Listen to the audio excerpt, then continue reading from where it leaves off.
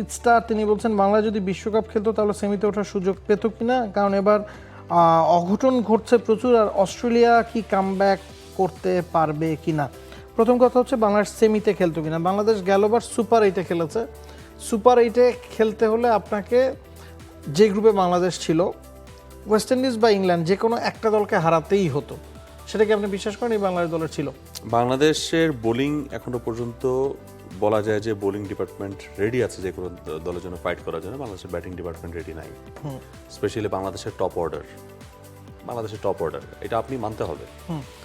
আপনি আমাকে বলেন কালকে ইন্ডিয়ান যে বোলিং অ্যাটাকটা ছিল, হ্যাঁ, যেটাতে পাকিস্তান খাবি খেয়েছে, সেই জায়গাতে আমরা কতটুকু এখনো পর্যন্ত এই কোয়ালিটি বা এই ক্লাস বা এই টাইপের, আমি ইন্ডিয়া বাদ দেন, ইন্ডিয়া বাদ দেন, আমি সেটাই বলতে চাচ্ছিলাম যে ইন্ডিয়া বাদ দেন, আপনি আমাদের টপ অর্ডার যারা আছে তারা কিন্তু রেডি হচ্ছে, এখনই রেডি না।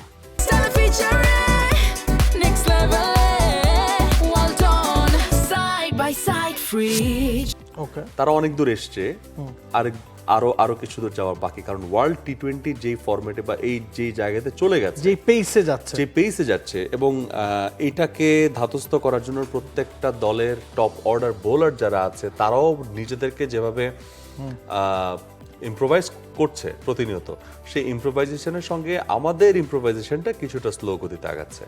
আমরা বোলিংয়ে ভালো করতাম, ব্যাটিংটাতে আমরা ঝামেলায় ফেস করতাম। ব্যাটিংটার জন্য বাংলাদেশ ক্রিকেটে কাজ হচ্ছে।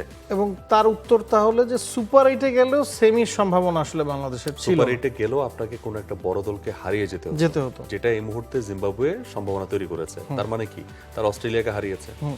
আর আপনি কাকে হারাতেন, ইংল্যান্ড নাকি ওয়েস্ট ইন্ডিজকে? এবং ইংল্যান্ড বা ওয়েস্ট ইন্ডিজের সাথে আপনি একটা ম্যাচ জিতলেই যে আপনি যাবেন সেটাও না, সম্ভাবনা তৈরি হতো, বিষয় থাকে। এবং রান রেটের ইকুয়েশনে আমরা সবসময় পিছিয়েই থাকি। সেমির ব্যাপারটা এটা আমরা আসলে এই জায়গা থেকে বলবো না, কারণ আমাদের প্রস্তুতি যতটুকু আছে অতটুকুর ভিতরেই যদি আমরা থাকি, মানে অতিরঞ্জিত যদি না করি আমাদের সামর্থ্যকে, তাহলে আমি বলবো যে না, সেমির জন্য বাংলাদেশ এখনো রেডি না, অন্তত টি-20 ফরম্যাটে। আবার তিনি বলছেন যে এবার অঘটন ঘটছে প্রচুর। আমার কাছে মনে হচ্ছে যে এই জায়গায় অঘটন প্রচুর ঘটেছে আপনি বলতে পারবেন না। ইটস বিকজ ছোট দল বড় দলকে হারিয়েছে, এরকম ঘটনা একটাই ঘটেছে, জিম্বাবুয়ে অস্ট্রেলিয়াকে হারিয়েছে, নেদারল্যান্ডস পাকিস্তানকে হারানোর ক্লোজ ছিল। বলছেন যে যেমন নেপাল ক্লোজ করেছে, ওই জায়গা ম্যাচগুলো কম্পিটিটিভ হচ্ছে। আফগানিস্তান সুপার ওভার, এগুলো অঘটন না আসলে। আফগানিস্তান যে সেকেন্ড সুপার ওভারে গেছে, আফগানিস্তান তাদের সামর্থ্যের পরিচয় দিয়ে গেছে। ইভেন আপনার নেপাল এর আগেও এরকম বড় বড় টিমের সাথে তারা ফাইট করেছে, তারা ক্লোজ করেছে। সো ওই জায়গাতেই আমি অঘটন একটাও দেখি না আসলে এবারের ওয়ার্ল্ড কাপে। For more updates, subscribe to our YouTube channel and click on the bell icon. Follow us on Facebook and Instagram. Download T-Sports app to enjoy exciting games and highlights. Visit tsports.com.